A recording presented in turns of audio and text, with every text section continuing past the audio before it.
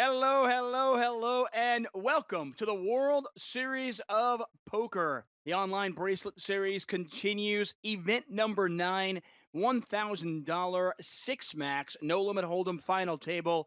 I want to thank Jeff Platt for taking us to this spot right here and a look at our final six players. Of course, I'm David Tuchman. Thank you so much for joining us. What are they playing for? Well, first place, a whopping $188,000. Once again, the buy-in on this event just 1,000. We had 658 unique players, 368 rebuys. You do the math, and you come up with 1,026 entries. Prize pool just under $1 million. Once again, first place, 188,000. Joining me, my good friend, a great poker player, three-time bracelet winner. Am I right? Matt Matros. How are you, Matt? I'm great, and that is correct. Three-time bracelet winner. So happy to be here, to be in my home, but to be talking to you and doing the commentary on this fantastic final table we have lined up here. By the way, before we get to the poker table, how sick is that brick wall in your house? Nice touch. I like it, my man. Thank you. I Matt Matros, appreciate of that. course, Yes, you went back to back to back, right? You won bracelets in 3 consecutive years. And for those of you wondering if why Matt isn't crushing continually, he now is a family guy. Has a child, has a 3-year-old child. Actually, doesn't come out to the World Series all that often. Usually, he comes out for maybe a week, 10 days tops. Obviously, this year nobody's going there, so this will have to do. And welcome, of course, to the World Series of Poker Online Bracelet Series. I'm sorry. I mean, I'm not sorry, but I'm sorry is all in for 1.1 million chips. Action folds around to Willow G23, who opened and does make the call. Ace 10 versus aces. Spade is not going to help Willow. And I'm sorry, with the full double up to 2.3 million chips, Willow G23 down to 4.8 million. Our chip leader, by the way, at this table, Matt, is Crazy Elf 666. That is Ruth Ruffman. And that is also the first confirmed woman to make a final table during this online bracelet series. Certainly, there could have been other women who made the final table, but we did not have their names. So this is the first confirmed woman to make the final table. Ruth Ruffman, by the way, has been on a tear as of late. Last summer, she came in first place in an $1,100 no limit tournament for 61K. The year before that, she comes in second place. She has over 200,000 in live earnings, plus a circuit ring to her name.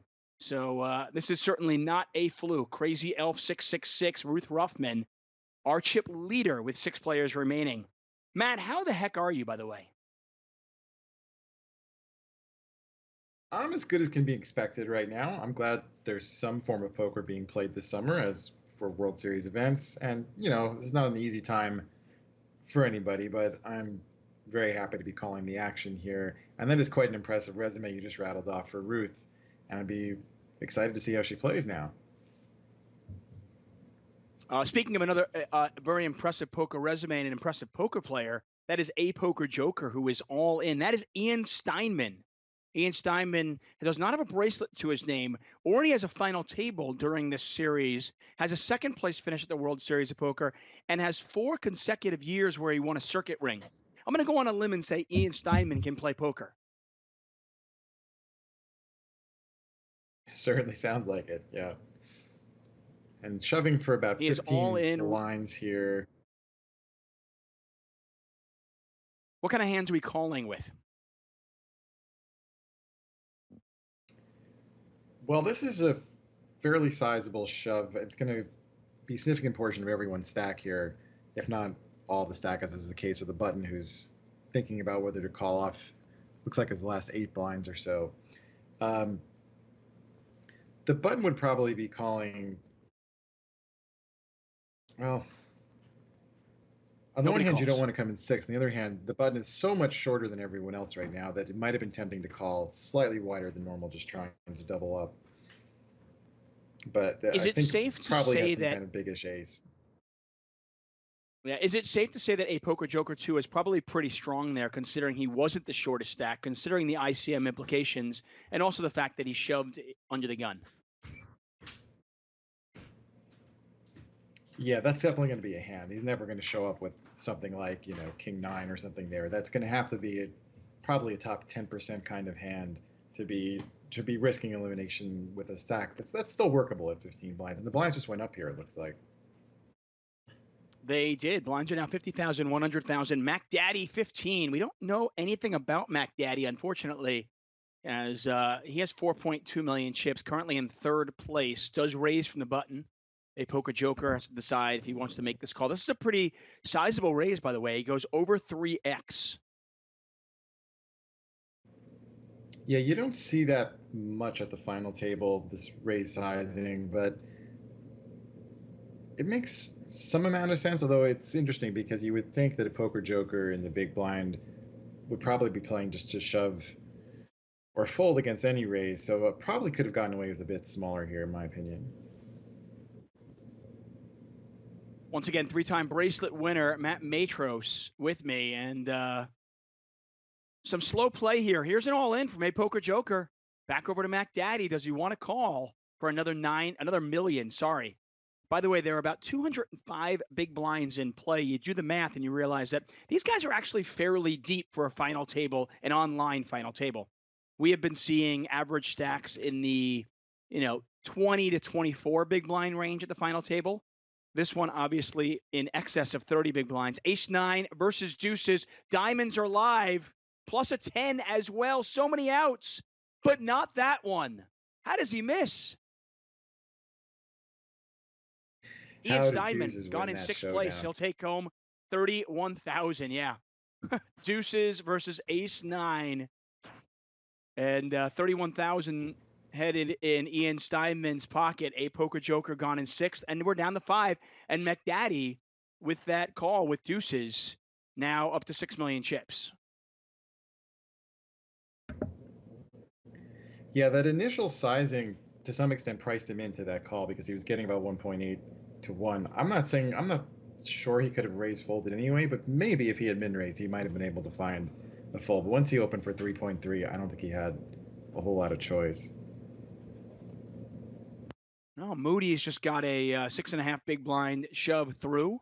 He's got to be feeling great as he ladders up, makes himself an additional $11,000 at minimum, and obviously the upside to go even further than that. I want to welcome all of you who are watching this on YouTube, Facebook, or of course on Twitch. We are following the chat in Twitch, and I see you, Honda 2000 Bro, D Carta Karis, Gunner Poker. What's up, Gunner? Phalo, NFL Bets, You Never Learn, Benjamin Moon, JC Harris, Donsari 0924, Dirtle Master. Thank you so much for joining us. We are here each and every night in the month of July. And of course, shout out to my man, Jeff Platt, who is just crushing it each and every night at about 10 p.m. Pacific time. He takes us down from whatever's left in the tournament to the final table and then hands it off to the official stream here. But shout out, he does a great job. And of course, if you missed it, Jeff Platt made a final table at the World Series of Poker online series just a couple of days ago, finished in 7th place. So, Matt, you're in New York. Any inclination to take the quick trip over to New Jersey and play in some of these events? In fact, I've done it a couple times. I played the last 2 nights. Well, it doesn't qualify as a run because I didn't cash, but I had a stack working in the bounty tournament, and I picked up 2 bounties. Then I kind of got coolered right on the bubble, and so if I got been on the other side of that cooler, I would have been a real factor, I think, going forward. And last night in the 500, I never got a ton going.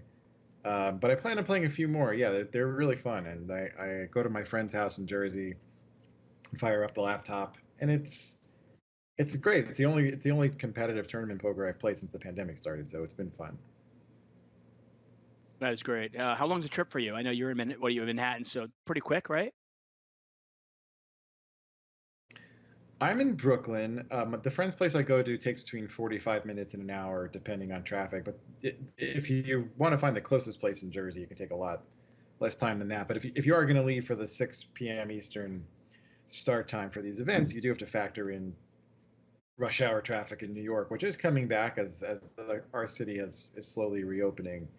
It's not quite as bad as the traffic used to be or would be in normal times, but there's still some at rush hour. Matt Matros, David Tuchman here. A lot of deep runs from some significant players. We'll go through all of those in a second, but I want to mention Aram Zobian, who it was a November Niner, 6th place in the 2018 main event. Well, not a November Niner technically, because it was no longer November 9. That was the year John Sin was the champion. Aram Zobian has a circuit ring to his name, and I thought he was going to be a bigger story than it ended up, because apparently he turned 25 21 minutes ago.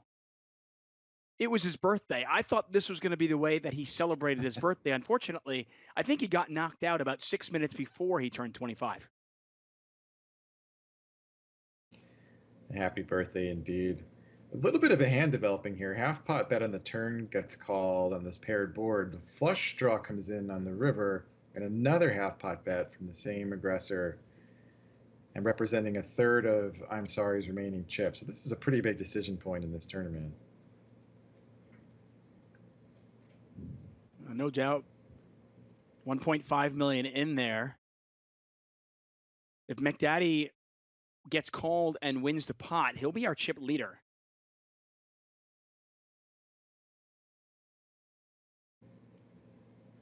Right now, the chip leader is Crazy Elf 666.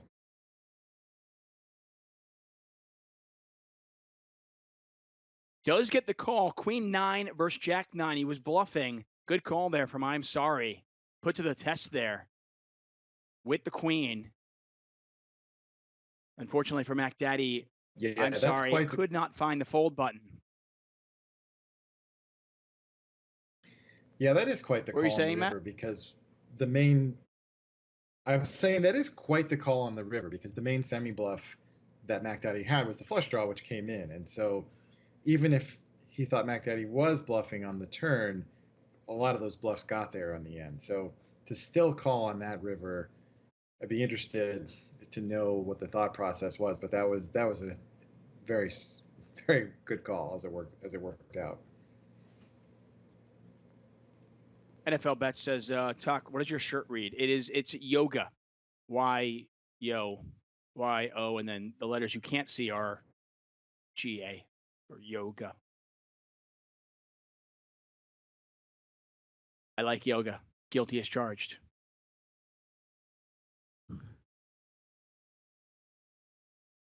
Estama Gordo says Norman Chad was last seen in the Mexico City jail. Hashtags true story.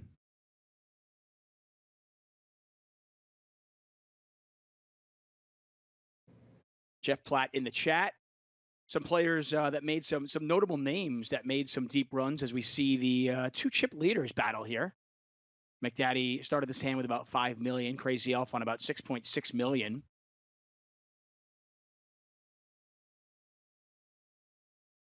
There's a raise on a 9-7-7 two-heart board.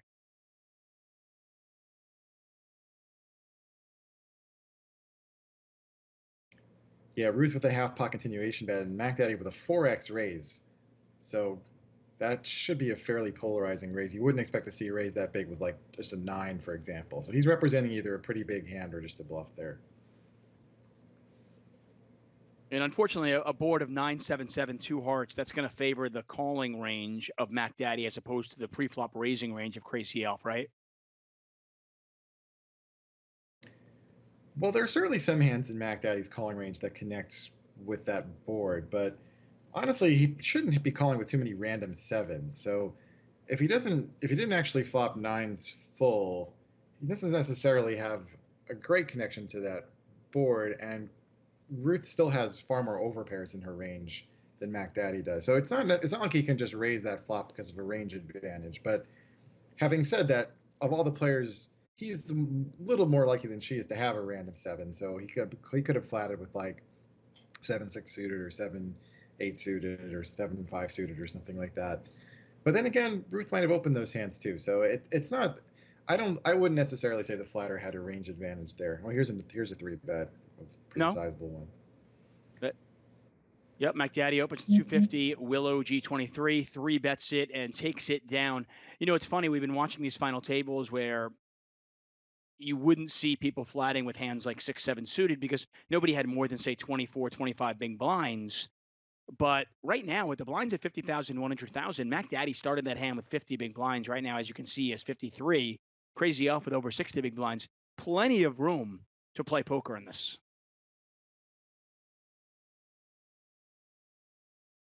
Yeah, that's one thing that's often nice about six max events is the bust outs happen quick, but then the chips kind of consolidate and you get to play at least a little bit of deep stack poker. Now, the player in the big blind right now is the exception to that, trying to figure out how to negotiate with his final, looks like 5 blinds, 6 blinds here. I can't quite read it on my screen, but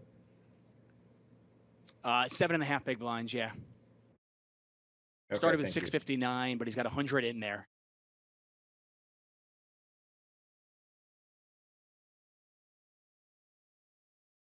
Does defend. We're going to see this one 3 ways. Pot is 650,000. Once again, Matt Matros, David Tuchman here for event number 9, the $1,000 no limit hold'em 6 max. We started this journey 3 p.m. Pacific, as all the bracelet events are starting at 3 p.m. Pacific time. We had 1,026 entries. First place, $188,000. As I mentioned, a lot of big names entered this. Got a bet here from Willow. Sorry, a bet from Willow, a call from Crazy Elf. Action to our short stack. Not much room for Moody's to do anything but just move all in or fold, and he does fold. When I say he, by the way, he could very easily be a woman. I have no idea on some of these players. I do know that the last women to win bracelets in open events were last summer, Stephanie Dow and Susan Faber. And that was in addition to Jeong Kim, who won the ladies event. But 2 bracelets won by women last year in open events. Crazy Elf 666, Ruth Ruffman looking to do that as well. This pot starting to get pretty big. So this is an interesting turn play. So after check calling the flop, Yeah, Ruth Ruffman leads out for 450. Yes, exactly. After check calling a half pot bet on the flop, she leads out for about a third of the pot on a pretty innocuous looking turn card. Not the type of turn card that you think would change the aggressor.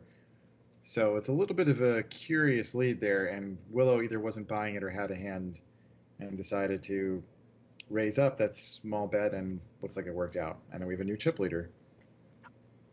I mean, she can't have error there, which is the bizarre thing about that is she really can't have error there because she called from the small blind. She had the short stack behind her when she called the flop bet. So I'm trying to think of what kind of hand she has there that she decided to check call, lead out on what was a pretty wet board, and then fold. I mean, is she doing that with a hand as strong as Queen Jack? That wouldn't be my first guess. If I had to guess, I would say she had some kind of draw and was trying to either get a fold in the turn, which would have been great, or if not, get called and see the river for a pretty cheap price because she let out for quite a small bet, and the raise that came was pretty big, and so she wouldn't have been priced in with a draw. And I think Queen Jack, she probably just continues to check and call because you're not going to get any better hands to fold by leading out. And yes, you could get a little thin value from some worse hands maybe, but I just don't expect that that's going to be her normal line there with those kind of medium strength hands. We're going to get an all in here. We got a Crazy Elf opening the 250, Moody's all in behind, no fold equity whatsoever. See what Willow G23 decides to do before it goes back over to Ruth Ruffman. There's the call, queens versus queen 9. Oh no, look at that, all clubs, but there's a set of queens. Full house? No. Queen 9 of clubs versus pocket queens. Must be nice to be Moody's. Yes, indeed, but still the Then the blinds case going up queen, now, less yeah. than 10 blinds in his stack.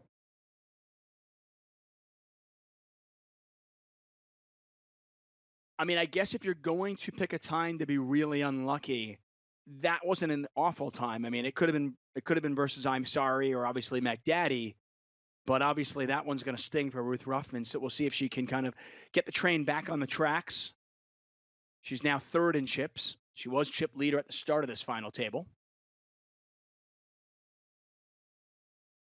Yeah, she's still okay. She's got about 40 Stephanie, blinds, and she's covers.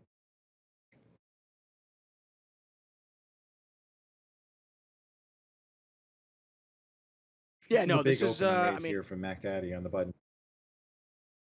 and an all in. Last time McDaddy did the large open on the button, he had deuces. Does the large open again here? I'm Sorry says, I don't think so. Moves all in and takes it down, and I'm Sorry up to 3.4 million. To your point, by the way, Moody's is the only short stack here with 11 bigs. Even I'm Sorry now with 34 big blinds, right? So actually no, the blinds did go up to 6120, so everybody's a little bit less, but still nobody besides Moody is particularly short stacked. Once again, Matt Matros alongside me. The remaining 5 players all guaranteed $42,301. First place 188. McDaddy back And over there we 5 saw million chips. 4x So open some from Mac notables. Daddy in the cutoff. See if we have any information.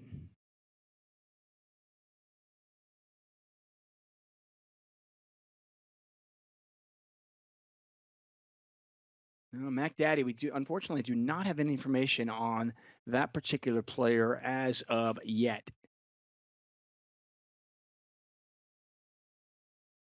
Ruth Ruffman But yeah, looking to to your become the comment, first Tuck. woman to win an open event this summer. Go ahead, buddy. Yeah, you said no real short stacks, no real huge stacks either. It's basically 4 medium stacks and 1 short stack battling it out. And that's going to make for some cautious play, I would think, because none of these medium stacks are going to want to risk being the next one of them to bust, because there's real value in just being the last of them to survive for a few more payouts. So there's probably not going to be a single bully that you'll see here. You'll probably see these players be a little wary, especially if as long as the short stack is still around. Yeah, that makes a lot of sense. I mean, with Moody's with under 1 million chips right now, and the pay jumps being what they are, it certainly makes sense to kind of lay low and see if you can ladder up just a little bit. I mentioned the 2 women who won bracelets in open events last year. That was Stephanie Dow, who won the $3,000 no limit hold'em 6 max for 133K. Susan Faber won the $500 no limit hold'em salute to Warriors for 121K. And Ruth Ruffman looking to do the same thing here. If she wins, she'll take home 188,000. She has a circuit ring to her name right already, looking to win her first ever bracelet. Other notables that cashed in this event: Chris Moorman, who goes by Robot Bob 47. Daniel Negreanu cashed. Brittany Barnes was actually the chip leader when we hit the money bubble. And she made a very deep run. That is Blonde Wonder. Ari Angle cashed. Ari goes by Phil Ivey. If you're confused, so am I. Ace, King, 4, Jack 10. Moody's needs help on the river. It does not come. And I'm Sorry, with the knockout blow, he's up to 4.5 million chips, and Moody's is gone in 5th place. He'll earn himself $42,000. Our remaining 4 players all guaranteed $58,000. Pretty standard there, Matt? It seemed at least reasonable. I mean, the only issue is the Jack 10 of Hearts had to know they were getting called because of the price that the 3-bet was being offered. So in a situation where there's value to be made by laddering up, do you really want to move in with Jack 10 suited when you know for sure you're getting called? The answer might be yes at that stack size, but it might be no. It's at least a reasonable play, but is it totally automatic?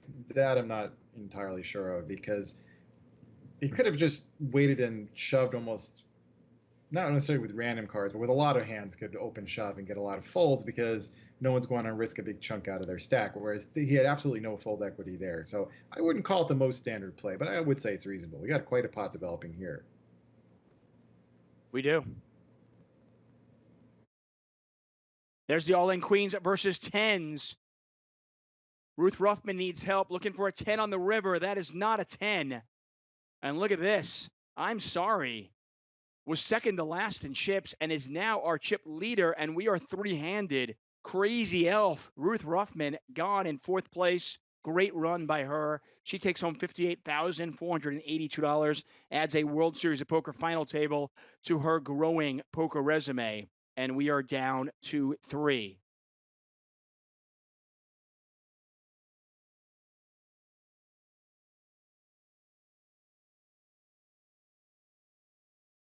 Ross Gottlieb, by Can't the way, who falter goes by too Blue much 10, made there. the final table last night.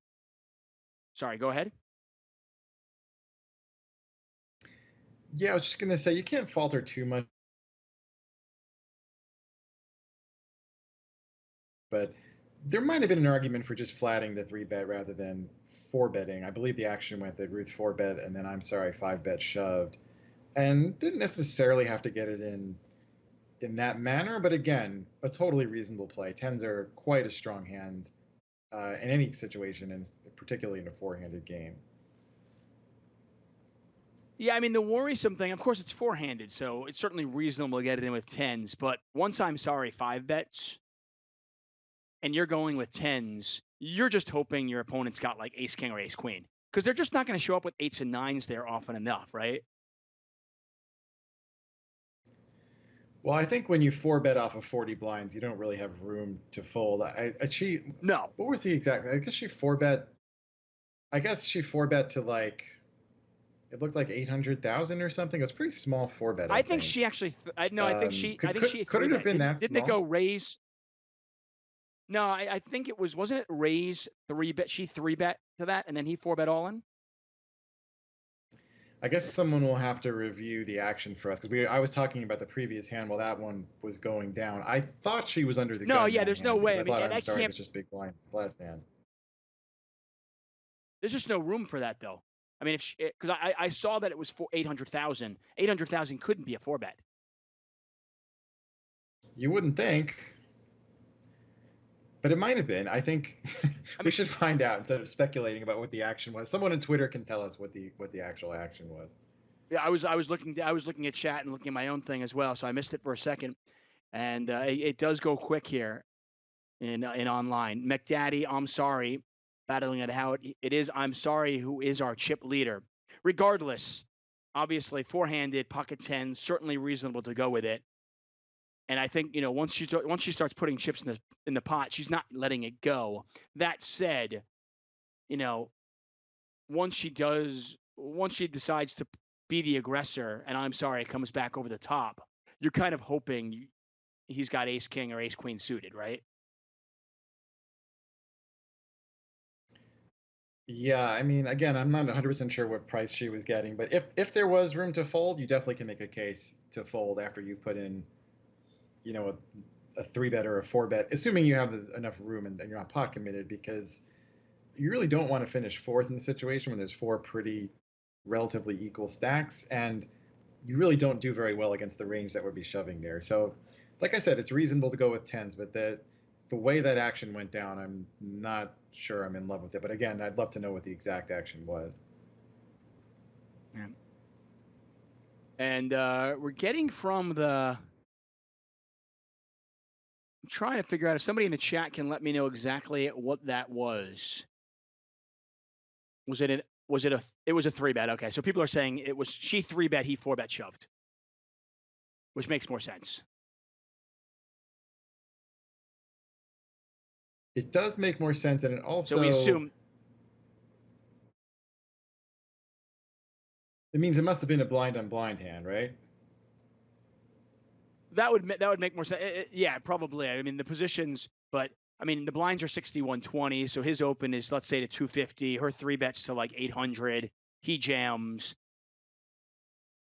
Just a tough spot. I mean, if you're 3-betting tens, are you really 3-betting tens to fold them all in here?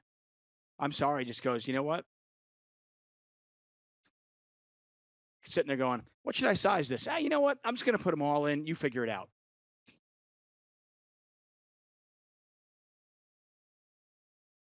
Yeah, and Rich Keynote says, yeah, she 3-bet and called off his 4-bet jam, which makes a lot of sense from the sizing. Again, it's online. If I look at my notes or if I look at a bio cheat for a second, I miss it. Just the nature of the beast. Yeah, and Get we a were fold just here from Mac Daddy. Yeah, and we were discussing the previous hand, so we both kind of missed the action. But I will say that blind on blind, I'm not 3-bet folding 2 10s. I almost don't care what the situation is. So I really don't falter at all for getting it in there. Well, that's the thing. I mean, you're not 3-betting 10s four-handed to fold them, you know? So it just, Yeah, and especially not regardless, blind though. on blind. Yeah.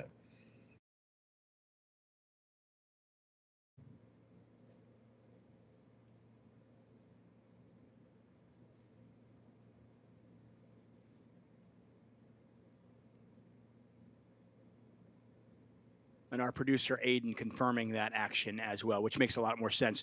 Either way, congratulations, Ruth Ruffman, fourth place, takes home $58,000. The remaining 3 players, these pay jumps are massive. Guaranteed, just a tad under $82,000.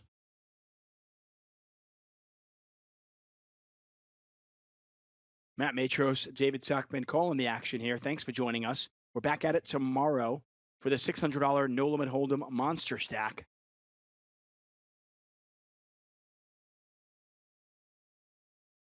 Welcome you all into my home, and of course, the World Series of Poker Online Bracelet Series. We can't have a summer without the World Series, and obviously we'd all rather be at the Rio. We'd all rather be in Vegas playing live. But that's not possible, so at least we're here. 31 days in July, 31 bracelets on WSOP.com. And of course, the bracelet hunting will continue on an international level on GG Poker. That's not 110, but 2 10s. Queen 10 of clubs for I'm sorry. And I'm sorry, starting to run away with this. Unfortunately, I do not have any information on I'm sorry.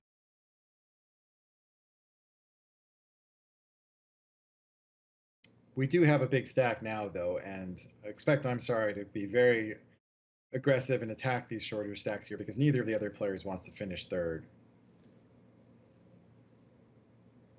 No, to your point, $35,000 difference between second and third place.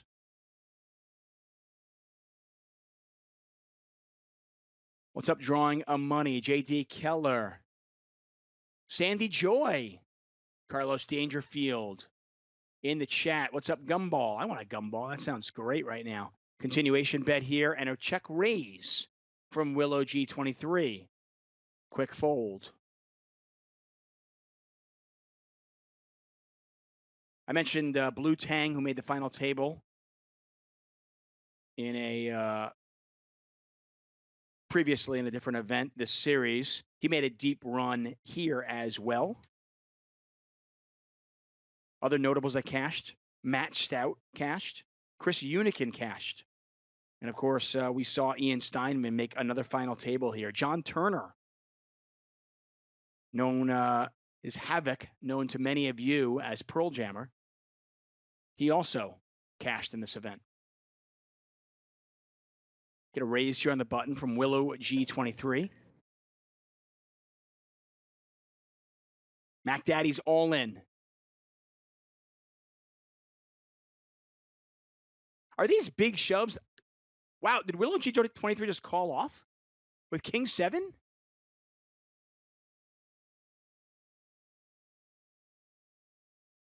I watched that hand, and I still don't know what happened. Willow G23 that almost has to be a misclick, made you it would 2x. I mean, I was just about to ask you. I said, wow, that's a pretty big shove. I mean, the blinds are only 6120. That's like a 30, I don't know, what was that, a 29 big blind shove, a 30 big blind shove? I gotta say, And Willow if that wasn't a G23 had misclick, just, that was a min-open. Yeah, that makes absolutely no sense. I mean, you won't hear me say that about too many poker plays. I think a lot of poker plays that some people might say, "Oh, that's so silly," or "Why were you doing that?" I think a lot of them are actually reasonable. That one, I got to tell you, that doesn't make any sense. I mean, yeah, listen, you and I are on the same page, and it's one of the reasons why you and I have been friends and talk poker. And now Willow G23 is like, whatever, YOLO, I'm done with this. I'm all in. And I don't know how bad a hand you need, but I am definitely going to factor in if I'm in I'm sorry seat that Willow might be tilting right now. And in fact, from a game theory standpoint, you don't need much of a hand to call a 15 blind shove or 14 blind shove blind on blind. You can call with about 30% of your range there. So if he had anything at all, I'm sure he would have looked him up. But if you don't have it, you don't have it. Wow. Yeah, I mean, you and I have always kind of been on the same side of this where, poker is not necessarily just right, wrong. There's shades of gray. You know, I think there are many ways to skin a cat. There are many ways to find success at the poker table. And we've seen many different players use different styles and have success on the virtual felt and obviously the real felt. Um, and to your point, I mean, I think a lot of times you can look at a play and be like, well, okay, I can make an argument for it. That's reasonable. That was bizarre. I mean, raising with King Seven of Diamonds, going 2x on the button, perfectly reasonable. Calling off a nearly 30 big blind shove, unless he thought the flop was going to be Yeah, this. I mean, I imagine that. yes, this would be a good flop for the King Seven of Diamonds. Yeah, you think so?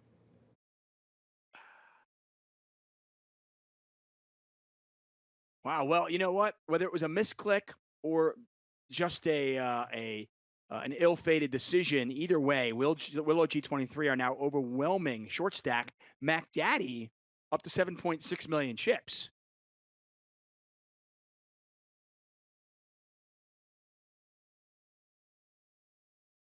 I was going to say even before that hand, though, that Willow had been showing a willingness to engage with I'm sorry. The pot that propelled I'm sorry to the chip lead, I'm sorry value bet the river and Willow called. I'm sorry had the trip tens.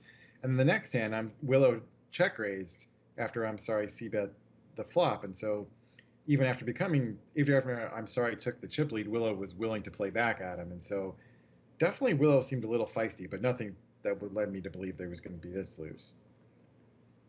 There's the flush And from that's I'm a great, sorry, great pair of value bet there. kings for Willow. And that is over. I was about to say, I don't know if you want to bluff that guy right now. I don't think he's folding anything reasonable. Certainly not a bluff. I'm sorry with the flush up to 12.7 million chips, and we're heads up. Say what you will about the hand from Willow, but you have to say congratulations. Third place finish, a World Series of Poker final table, and nearly $82,000 in his pocket. I know it's not actually in his pocket, but you know what I mean. Heads up here for the bracelet. They're also playing for, there's an enormous leap between first and second. They are playing for $72,000. Yeah, that's quite the heads up match. Going back to Willow's bust down hand really quick, you got to credit I'm sorry for not falling into the trap of like trying to bet small for value with his pretty big hand. He knew that Willow was itching to call. He just immediately bet big, and Willow didn't even think about folding that king, just snap called it off. And so, yeah, I mean, you can't blame that one on a misclick. So I'm not saying Willow necessarily should have folded on the river, but you want to at least think about it when someone's overbetting the pot for your tournament life when it's three-handed in a World Series event. Right. Especially, well, it's also a matter of like understanding how you are perceived. And I'm not sure if Willow's mindset was in that place at that exact moment, but you know, he had just he had just called off. He had lost some chips. Then the King Seven call. Uh, I would think that it would be obvious to anybody who's played poker for any amount of time. They would know, okay, that guy's not folding anything reasonable at this moment. So you've got to think, well, if that's how I'm perceived at the moment, how likely is it that my opponent is bluffing right now?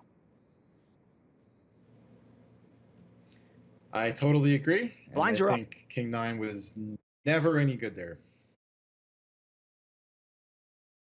Blinds are 80,000, 80,160,000. We're pretty deep. I mean, we're going to be playing 50 big blind heads up poker right now.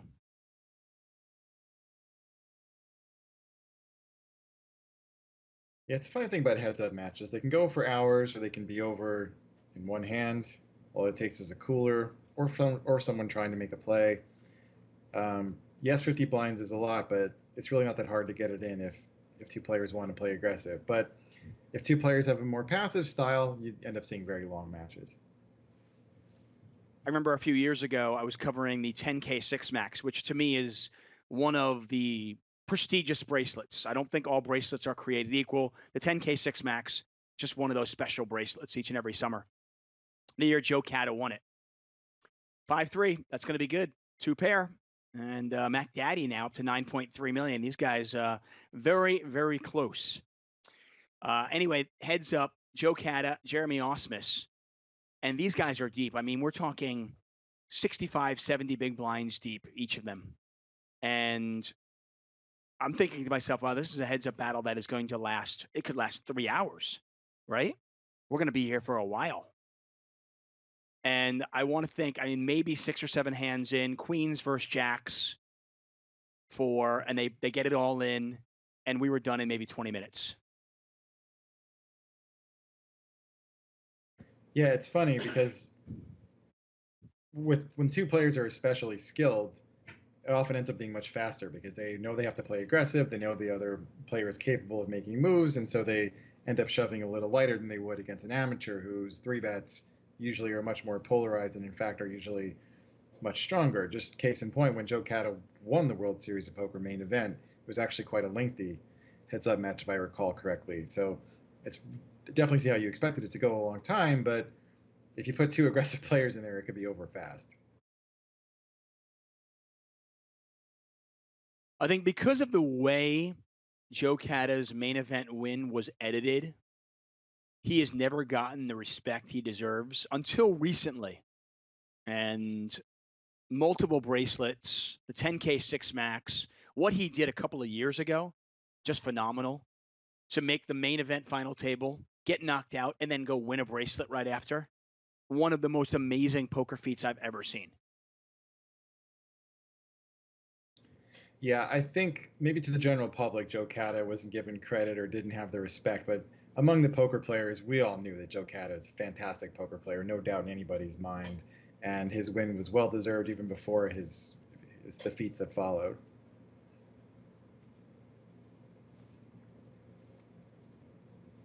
Matt Matros, David Tuchman here. Event number 9, the $1,000 no limit hold'em 6 Max. Thalo, what's up, my man? Murph Dog. Gary Hotmail. All in the chat. We're playing 80,000, 160,000, and we are heads up for a bracelet. Unfortunately, and I apologize for this, we do not know anything about these players. McTaddy 15. I'm sorry. We had a lot of notable names making deep runs in this. Ian Steinman made another final table. We had a main event final tablist. Finishing 7th or 8th, I want to say. Steve Gross, Jaboro, made another deep run. Ryan Lang with a deep run.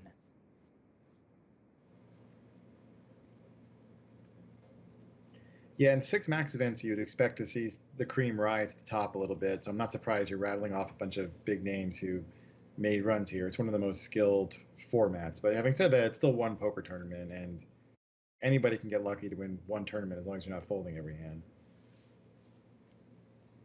No doubt. I mean, the question I've got to ask you is how if you're a casual poker player, how do you become a threat in a no limit hold'em tournament? I heard that maybe you might be the guy to tell us that.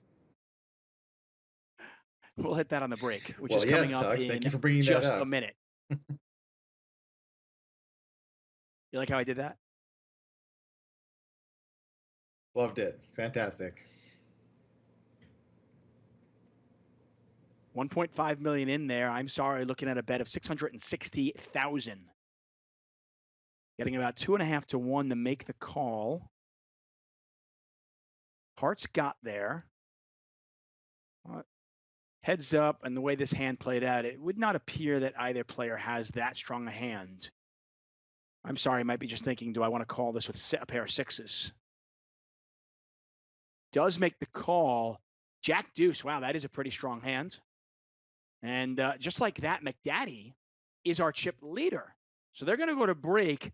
in a virtual dead heat. McDaddy with just 350,000 chips more than I'm sorry. So basically, two big blinds separating these two players. And I brought it up. How does a casual poker player become a threat in a no limit hold'em tournament? That is The Game Plan by Matt Matros.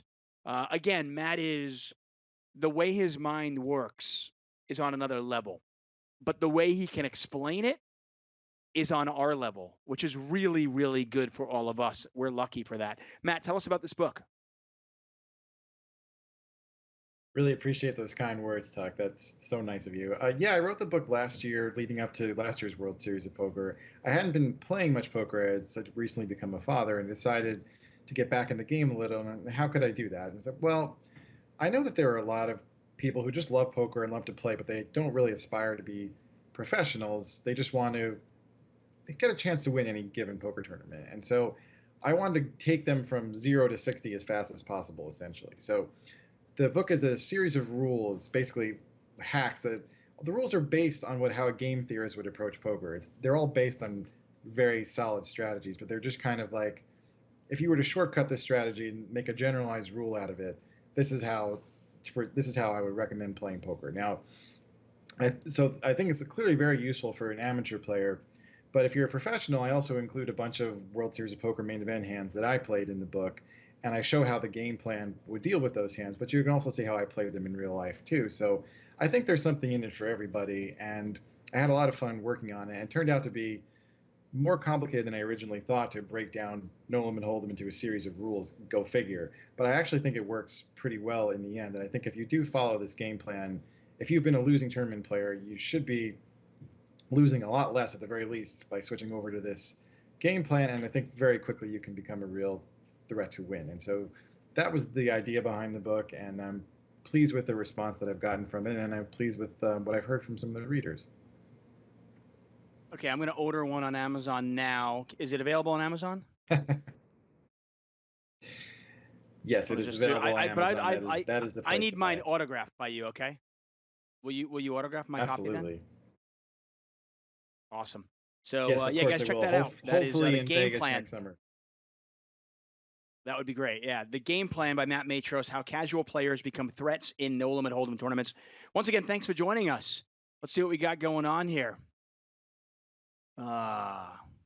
Carlos Dangerfield says, I missed Jonathan Duhamel. He bought all my drinks at Foxwoods a couple of months before the November 9. There were many drinks drank that night. Jeff Platt in the chat. Who loves it more than Jeff, man? Jeff's just doing a great job. You guys got to check out his Twitch channel. Very simple, twitch.tv/Jeff Platt. And he is doing the World Series of Poker coverage.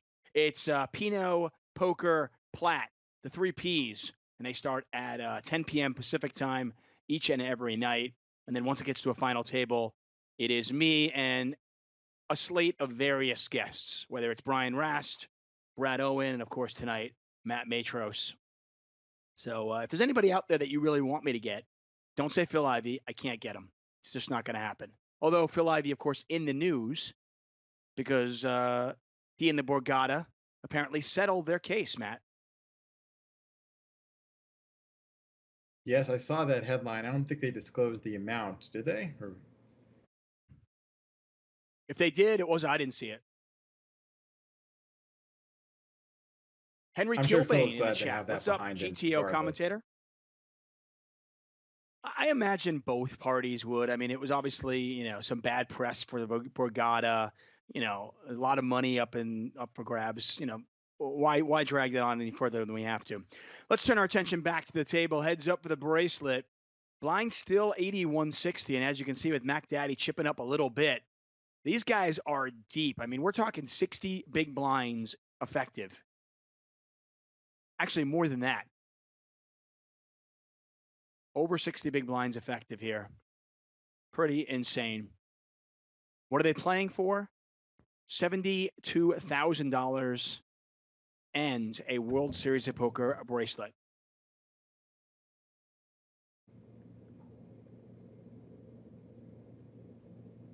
We haven't seen too many 3-bet pots yet, and here's the first one that I've noticed.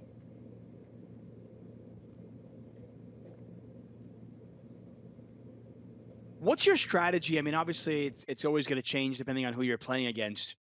But been seeing we've been seeing heads up matches where there might be 70 big blinds in play, and one player has 55, the other one has 15. And obviously, there's going to be a lot of just aggressive play, all in, and at some point, we're going to see a flip, right? What's your strategy as you approach this? I mean, if you're an I'm sorry spot or if you're in McDaddy spot, you don't know a ton about your opponent right now.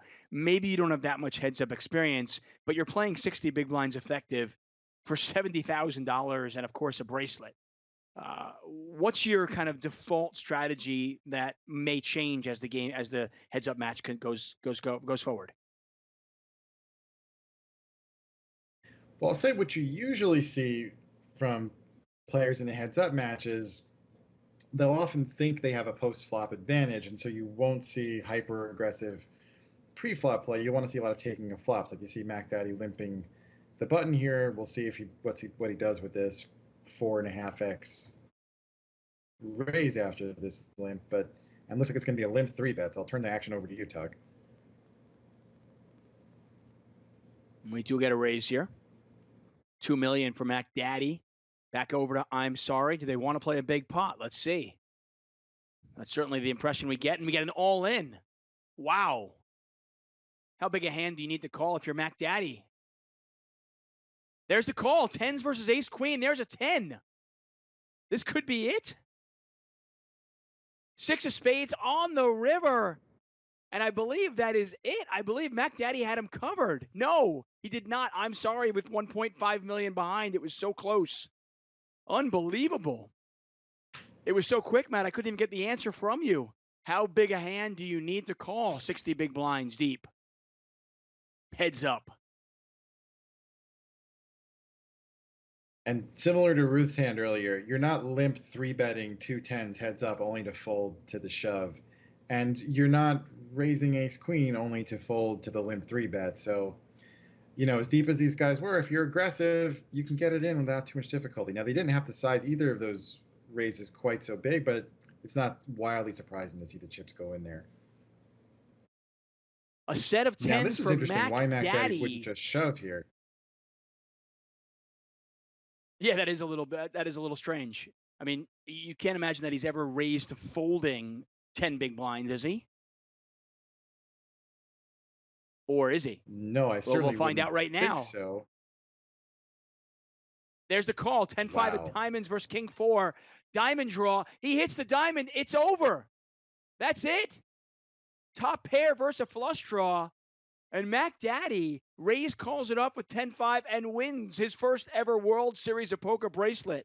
Well, that was a heads-up battle that could have lasted much longer than it did. We get the ace queen versus 10s cooler. And then a few moments later, 10-5 of diamonds and the flush for Mac Daddy seals it up. Matt, man. What a battle. Fast and furious action. Yeah, I think the 10-5 of diamonds might have had more fold equity by just shoving, but the king 4 might have called anyway. A king is a reasonable heads up hand with 10 blinds, so you don't know for sure how the action would have gone. But I'm a little surprised that I'm sorry shoved there, because I would have been pretty suspicious of that non-shove from Mac Daddy. But good for him, it worked. He got the action, although he didn't necessarily want it with 10-5 of diamonds, but he got the bracelet. That's what matters. He wanted it, okay? Hashtag results oriented, okay? He knew he was going to make the flush, and he wanted to lure his opponent in, Matt. Okay? Obviously, right? Hey, Matt, thank you so much for joining us. That was a quick one. I think everybody knew you were on the East Coast. Everybody knows your dad, so they were thinking, okay, let's end this quick for Matt Matros. Yes, I appreciate it, and I'm sure my wife appreciates it too. Hey, Matt, man, thank you so much for joining us. That is an amazing brick wall in your backyard, in your living room, wherever you might be. I don't know, a kitchen, living room, wherever it is. Regardless, thank you so much for joining us. Big congratulations to Mac Daddy. Of course, I'm sorry. Finishes in second place. He takes home $116,000. Mac Daddy is Mac tonight, $188,000 richer. And of course, his first ever World Series of Poker bracelet, we think, We'll find out soon who that person is. Nonetheless, thank you all for joining us. We are back at it tomorrow. The $600 No Limit Hold'em, a monster stack, is slated for tomorrow. Of course, if you're in New Jersey or in Nevada, you can play in that. Start time is 3 p.m. Pacific, as all the bracelet events start at 3 p.m. For everybody at the World Series of Poker, for everybody at PokerGo, for Matt Matros, I'm David Tuchman. Thank you so much for watching, and good night.